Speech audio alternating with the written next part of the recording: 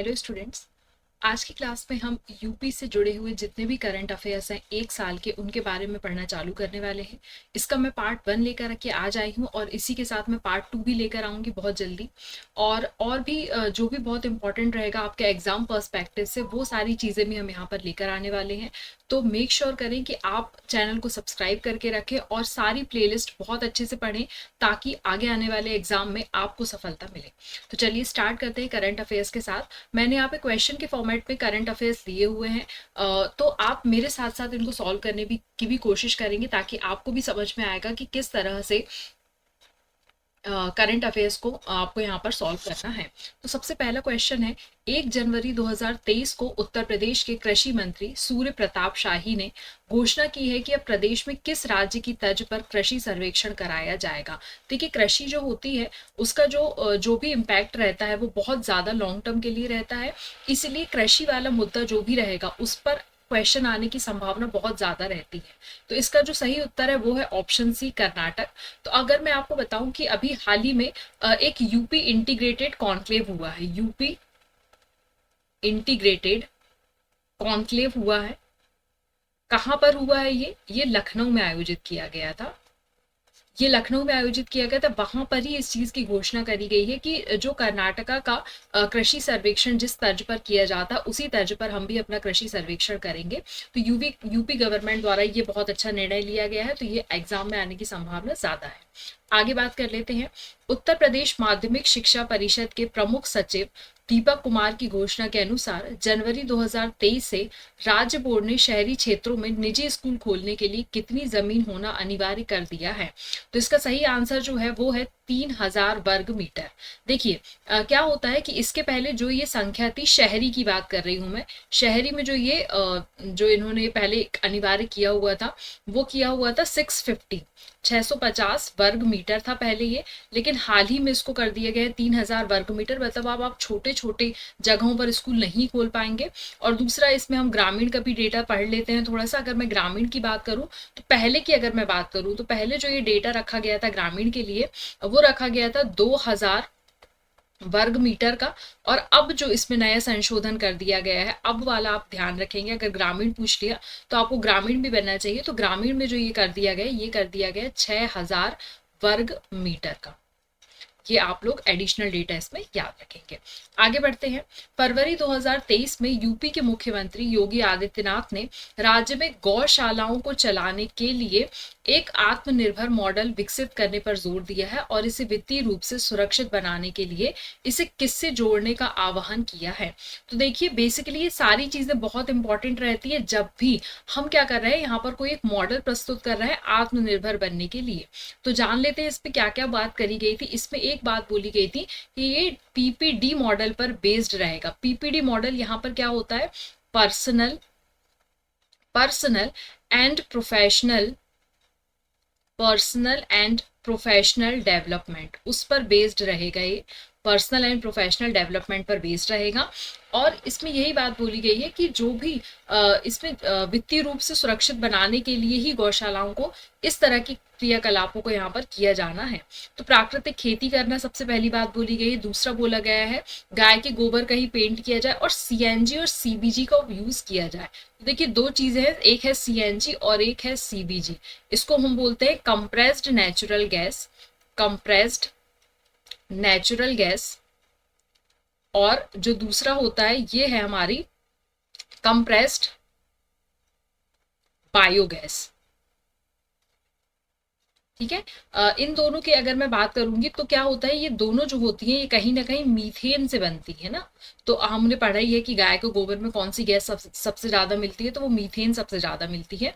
तो यहाँ पर जब हम सीएनजी और सीबीजी की बात कर रहे हैं तो मीथेन ही है। एक चीज और ध्यान रखेंगे एडिशनली, जब हम सीएनजी की बात करेंगे तो आपको पता होना चाहिए it is a by product of which petroleum का बाय प्रोडक्ट है। लेकिन अगर हम कंप्रेस्ड बायोगैस की बात करेंगे तो इसको हम प्रोड्यूस करते हैं किसी भी बायोमास से। फॉर एग्जांपल क्रॉप रेसिड्यू जो बचा हुआ है, हमने क्रॉप यूज कर लिया, थोड़ा बहुत बचा कुचा जो भी सामान है उससे हम बायोमास से के थ्रू यहाँ पर कंप्रेस्ड बायोगैस जनरेट कर सकते हैं। तो उन्होंने ये सारी चीजों पर बल दिया है, इसलिए इसका सही उत्तर क्या होगा, ऑप्शन डी। आगे बढ़ते हैं। फरवरी 2023 में एनटीपीसी ने यूपी के निम्नलिखित में से किस शहर में दुनिया की पहली वाणिज्यिक हरित कोयला परियोजना, देखिए हरित हरित वाली जितनी भी चीजें आएंगी ना वो बहुत इंपॉर्टेंट होती हैं, इसलिए पढ़ना बहुत जरूरी है। जो नगर पालिका कचरे से टॉरिफाइड चारकोल का उत्पादन करेगी। अब देखिए यहाँ पे बहुत सारे टर्म्स आ गए। हरित कोयला तो समझ में ही आ रहा है कि ऐसा कोयला यूज करना है जिससे कि इन्वायरमेंट को नुकसान ना हो, इन्वायरमेंट डिग्रेडेबल ना हो, ठीक है ना। अब यहाँ पर हम बात कर रहे हैं टॉरिफाइड चारकोल की। टॉरिफाइड चारकोल बेसिकली क्या होता है कि प्राकृतिक चारकोल की तरह ही होता है, प्राकृतिक कोयला हम बोल सकते हैं, प्राकृतिक कोयले की तरह ही होता है, प्राकृतिक कोयले की तरह ही होता है। लेकिन इसका जो निर्माण होता है, हमने यूजुअली कोयला कैसे बनाते हैं, हम लकड़ी को जलाते हैं तब उससे कोयला बनता है। तो यहाँ पर हमको कोयला को हम बनाने के लिए किसी भी चीज को जलाना नहीं, हमको यहाँ पर कचरे को जलाना नहीं है। हम नगर पालिका के कचरे की ही बात कर रहे हैं, तो हमको इस कचरे को यहाँ पे जलाना नहीं है। लेकिन यहाँ पर हम क्या करेंगे, एक रिएक्टर के अंदर इसको एक्टिवेट किया जाएगा। एक रिएक्टर के अंदर ये सारा काम होगा, एक रिएक्टर के अंदर प्रसंस्कृत किया जाएगा, इसको प्रसंस्करण हो जाएगा इसका, वहां से ही ये क्या हो जाएगा, टॉरिफाइड चारकोल में कन्वर्ट हो जाएगा। तो देखिए जला नहीं रहे हम, रिएक्टर का यूज कर रहे हैं, तो रिएक्टर का यूज करेंगे तो उससे क्या होगा कि प्रदूषण नहीं होगा, प्रदूषण नहीं होगा, इसलिए हम इसको क्या बोल रहे हैं, हरित कोयला बोल रहे हैं। अब कौन सी जगह की बात करी गई है, तो इसका ऑप्शन है सी, वाराणसी। वाराणसी में इस तरह का जो है संयंत्र लगाया जाना है और नगर पालिका का जो कचरा है उससे टॉरिफाइड चारकोल का उत्पादन किया जाना है। आगे बढ़ते हैं। विश्व की सबसे लंबी नदी यात्रा एवमी गंगा विलास के संबंध में निम्नलिखित में से कौन सा कथन सही है, तो देख लेते हैं। एमवी गंगा विलास, ये देखिए एक परियोजना चलाई जा रही है, सबसे लंबी नदी यात्रा क्रूज के द्वारा ये यात्रा करी जाएगी। और सबसे पहली बात आपको पता होना चाहिए कि ये विश्व की सबसे लंबा, विश्व का सबसे लंबा रिवर क्रूज है, ये आपको पता होना चाहिए, ठीक है। अब ये स्टार्ट कहां से हो रहा है तो वो भी आपको पता होना चाहिए, वाराणसी से चालू होता है। इसका जो पाथ है वो वाराणसी से चालू होता है, यूपी के वाराणसी से चालू होता है और कहां तक जाता है, असम के डिब्रूगढ़ तक जाता है, असम के डिब्रूगढ़ तक ये जाता है। तो ये रास्ता भी मैंने आपको बता दिया। कितने दिन का समय लगता है, 50 दिन का समय लगता है, ठीक है। स्टार्ट कब किया गया है, 13 जनवरी को स्टार्ट किया गया है, 2023 की बात कर रही हूं मैं। और कितना रास्ता तय करता है, 3200 किलोमीटर का रास्ता तय करता है। ये इंपॉर्टेंट चीजें इसके बारे में। तो अब मैं बताऊं तो देखिए नरेंद्र मोदी ने 13 जनवरी को इसका उद्घाटन किया है, तो पहली बात तो बिल्कुल सही हो गई है। दूसरी बात है, भारत और बांग्लादेश के 4 राज्यों से 27 नदी प्रणालियों के माध्यम से 50 दिनों से अधिक की लंबी नदी यात्रा की। मैंने आपको बताया 50 दिन की यात्रा लगती है, तो both the answers are correct. आगे बढ़ते हैं। जनवरी 2023 में 28 वर्षों के लंबे इंतजार के बाद उत्तर प्रदेश के किस शहर में ट्रांसपोर्ट नगर का उद्घाटन किया गया है, तो देखिए ट्रांसपोर्ट नगर आजकल जगह जगह बनाए जा रहे हैं और बहुत समय के बाद यहाँ पर ये ट्रांसपोर्ट नगर की व्यवस्था की गई है ताकि सारी फैसिलिटीज यहाँ पर अवेलेबल हो जाए। तो इसमें बहुत ज्यादा कुछ डिटेल में याद रखने के लिए नहीं है। अलीगढ़ जो है यहाँ पर ट्रांसपोर्ट नगर बताने की बात करी गई है। इसी को बहुत समय से, लंबे समय से चल रहा था, 28 वर्षों के बाद इसको ट्रांसपोर्ट नगर बनाने की बात करी गई है। आगे बढ़ते हैं। प्रदेश के समाजवादी पार्टी सरकार के यश भारती पुरस्कार की तर्ज पर अब प्रदेश सरकार द्वारा जनवरी 2023 में की गई घोषणा के अनुसार देश और प्रदेश में प्रदेश का नाम रोशन करने वाली शख्सियतों में कौन सा पुरस्कार दिया जाएगा, विदेश में काम करने के लिए, है ना। तो ये पुरस्कार जो दिया जाएगा वो है उत्तर प्रदेश गौरव सम्मान दिया जाएगा। ये 4 विभूतियों को दिया जाएगा, 4 विभूतियों को दिया जाएगा और उनको क्या दिया जाएगा पुरस्कार के रूप में, 11-11 लाख रुपए पुरस्कार के रूप में यहाँ पर राशि उनको दी जाएगी। आगे बढ़ते हैं। जनवरी 2023 में अंडमान और निकोबार द्वीपों के नाम उत्तर प्रदेश के 4 परमवीर चक्र विजेताओं के नाम पर रखे गए थे। इन 4 विजेताओं में से किसे जीवित रखते हुए परमवीर चक्र से सम्मानित किया गया था? तो देखिए, चारों नाम आपको याद रखने हैं कि वीर अब्दुल हमीद जादूनाथ सिंह, मनोज कुमार पांडे और कैप्टन योगेंद्र सिंह यादव। तो इसमें जो कैप्टन योगेंद्र सिंह यादव है, इनको ही जीवंत रहते हुए, जीते हुए ये पुरस्कार दिया गया है। बाकी इन तीनों को मरणोपरांत ये दिया गया है, मरणोपरांत दिया गया है। ठीक है, अब चलिए बात कर लेते हैं कि क्या हुआ था जनवरी में जो हमने पुरस्कार दिया है। तो आपको पता होना चाहिए, एक होता है पराक्रम दिवस। पराक्रम दिवस कब मनाया जाता है? पराक्रम दिवस 23 जनवरी। किसकी याद में मनाया जाता है ये भी पता होना चाहिए। तो हमारे जो नेताजी थे सुभाष चंद्र बोस जी, सुभाष चंद्र बोस, उनकी जयंती पर ये मनाया जाता है, ये आपको पता होना चाहिए। आगे बढ़ते हैं। इसमें अगर मैं बात करूं कि क्या किया था, तो 1999 में जो कारगिल युद्ध हुआ था उसमें शहीद हुए थे और इन्होंने अपना योगदान दिया था। उसमें 3 वीर शहीद हुए थे, इस वजह से इनको परमवीर चक्र से सम्मानित किया गया है। आपको एक चीज यहाँ पर मैं एडिशनल बताना चाहूंगी कि 2018 में ही अंडमान और निकोबार, अंडमान एंड निकोबार के 3 द्वीपों का नाम भी बदला गया था। कौन कौन से बदले गए थे? एक जो हमारा वहां पर रॉस आइलैंड था, उसका नाम बदलकर क्या कर दिया गया था? नेताजी सुभाष चंद्र बोस आइलैंड कर दिया गया था। सॉरी, नेताजी सुभाष चंद्र बोस द्वीप कर दिया गया है उसे। ठीक है, एक और द्वीप है यहाँ पर, उसका नाम क्या कर दिया गया है? तो पता होना चाहिए, एक नील द्वीप है आप यहाँ पर, जिसका नाम की अब क्या कर दिया गया है? शहीद द्वीप कर दिया गया था। और एक द्वीप और था जिसका नाम है हैवलॉक, हैवलॉक द्वीप, जिसका की नाम यहाँ पर स्वराज द्वीप कर दिया गया था, स्वराज द्वीप कर दिया गया था। तो ये कुछ एडिशनल इंफॉर्मेशन थी, 2018 में हुआ था, इंपॉर्टेंट नहीं है, लेकिन चूंकि अभी इनके नाम पर किया गया इसलिए अगर पूछ लिया तो इसलिए आप पढ़ लें, है ना। आगे बढ़ते हैं।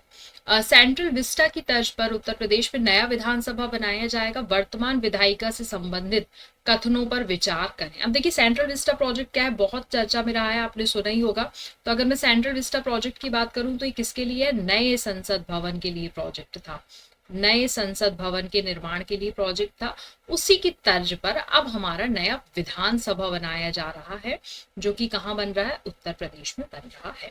अब क्या हो गया है भाई, जो हमको नया विधानसभा बनाने की जरूरत पड़ रही है? तो जो हमारा पुराना विधानसभा भवन था वो 100 साल पुराना हो चुका है, बोल दिया गया है 100 साल पुराना हो चुका है। इतनी जर्जर, मतलब जर्जर तो नहीं है, लेकिन हाँ, इतनी पुरानी बिल्डिंग में रहना खतरे से खाली नहीं होता है, इसलिए नई बिल्डिंग बनाई जाएगी। इसका जो पुरानी बिल्डिंग है ये कब बनाई गई थी? तो 15 दिसंबर 1922 में इसकी नींव रखी गई थी। और किसने रखी थी? सर स्पेंसर हारकोर्ट बटलर ने ही रखी थी। और इनके वास्तुकार कौन थे? Sir Swinton Jacob and Hira Singh थे इसके वास्तुकार। और इसका जब उद्घाटन हुआ था वो हुआ था इन द ईयर ऑफ 1928, इसमें इसका उद्घाटन हो गया था।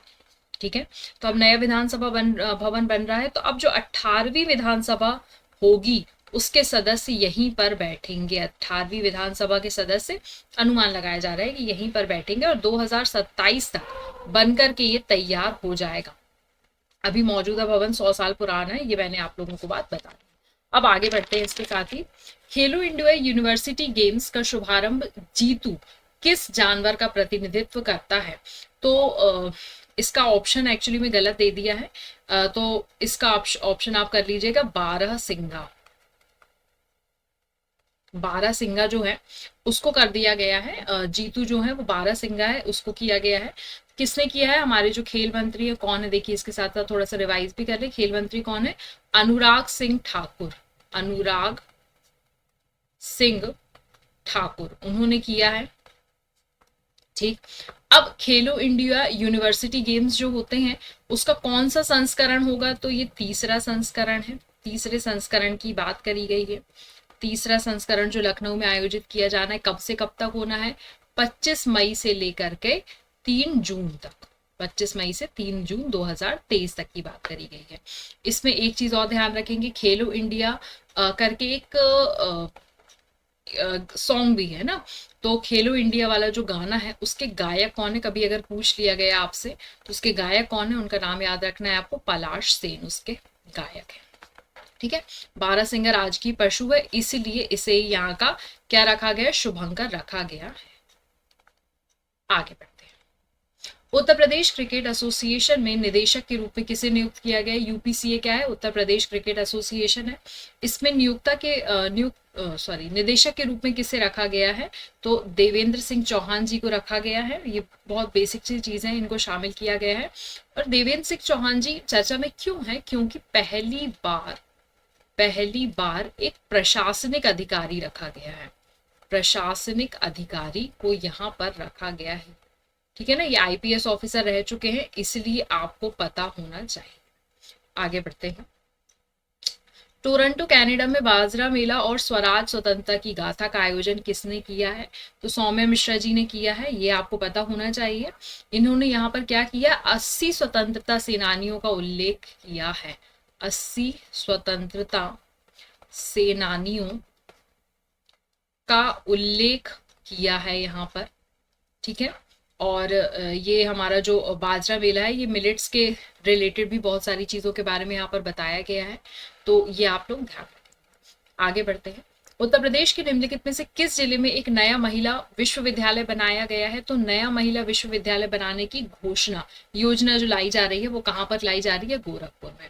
तो क्या गोरखपुर में और विश्वविद्यालय नहीं है? नहीं, गोरखपुर में ऑलरेडी 4 विश्वविद्यालय हैं, और जब ये एक और खुल जाएगा तो टोटल अब वहां विश्वविद्यालयों की संख्या कितनी हो जाएगी? 5 हो जाएगी। तो क्वेश्चन अच्छे से पढ़ेंगे कि आगामी समय में विश्वविद्यालय की संख्या क्या होगी, या एट प्रेजेंट कितने विश्वविद्यालय हैं, तो क्वेश्चन पढ़ के ही टिक करेंगे। आगे बढ़ते हैं। उत्तर प्रदेश के वाराणसी की किस तहसील में 32 एकड़ का अंतरराष्ट्रीय क्रिकेट स्टेडियम बनाया जाएगा?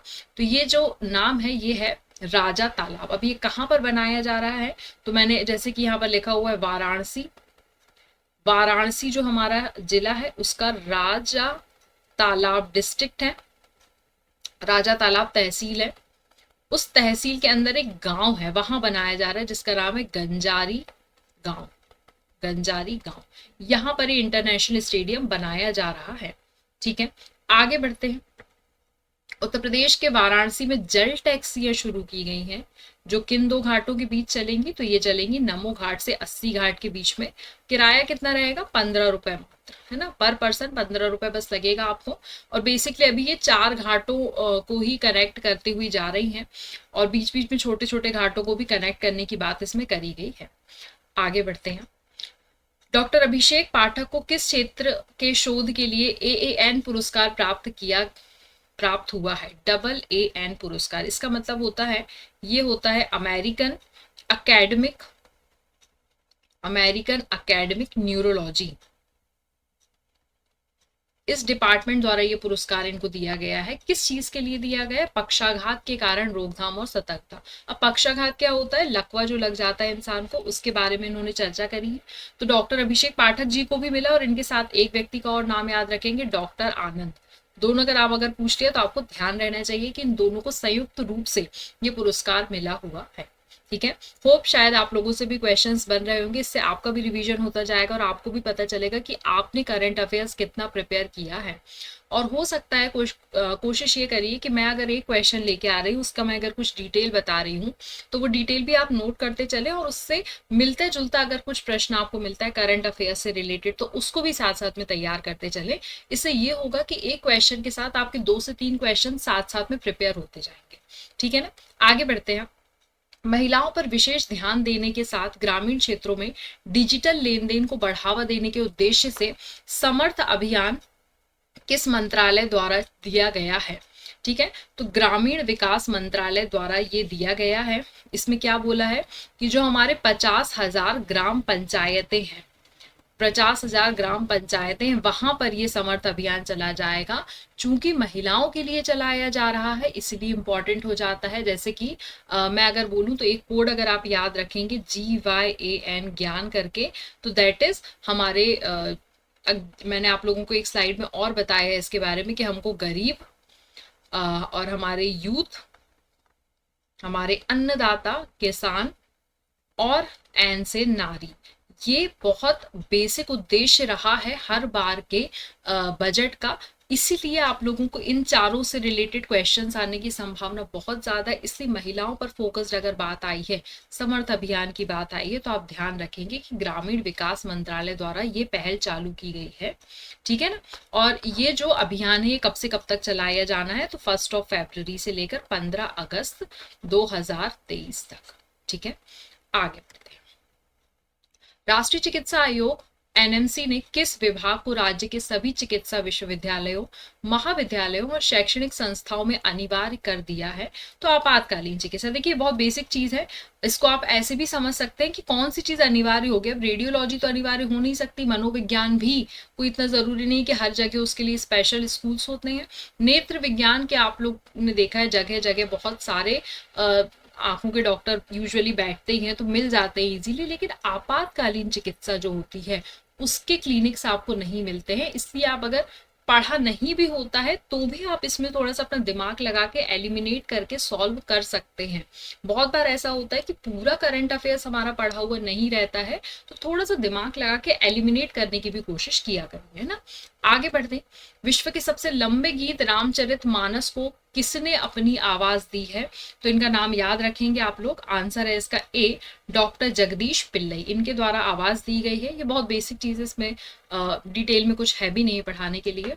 किस विश्वविद्यालय ने भारत रैंकिंग 2023 में शीर्ष विश्वविद्यालय में 5वां स्थान हासिल किया है, तो आप याद रखेंगे बनारस हिंदू विश्वविद्यालय BHU, इन्होंने हासिल किया है 5वां स्थान। अब इन्होंने 5वां स्थान हासिल किया, तो देखिए यहाँ पर अलीगढ़ भी लिखा हुआ है ना, अलीगढ़ मुस्लिम विद्यालय, इसको कितना कौन सा स्थान मिला है, तो 9th रैंक मिली है। अब पूछ लेते हैं भाई फर्स्ट रैंक किसको मिली है, तो मिली है भारतीय विज्ञान संस्थान, भारतीय विज्ञान संस्थान जो कि कहां पर मौजूद है, बेंगलुरु, उसको प्रथम स्थान मिला हुआ है, ठीक है। तो ये डिटेल्स आप लोग ध्यान रखेंगे। इसके साथ जामिया इस्लामिया विश्वविद्यालय और दिल्ली का जो विश्वविद्यालय है, दिल्ली वाले को 2nd रैंक मिली हुई है और जामिया इस्लामिया को 3rd रैंक मिली हुई है, ठीक है, याद रखेंगे।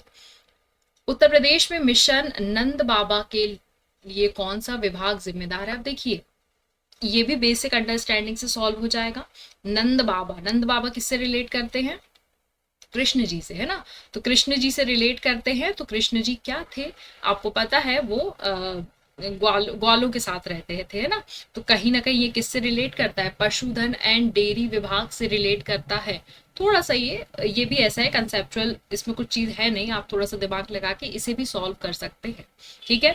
अब देखिए यहाँ पर एक चीज जो आपको याद रखनी है वो ये है कि इस मिशन के अंतर्गत 3 योजनाएं चलाई जा रही हैं। वो 3 योजनाएं आपको पता होना चाहिए। पहली है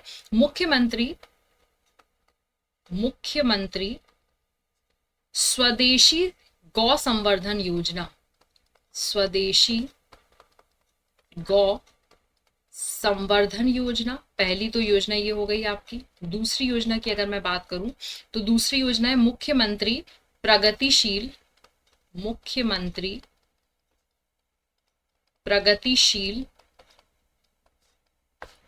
पशुपालक प्रोत्साहन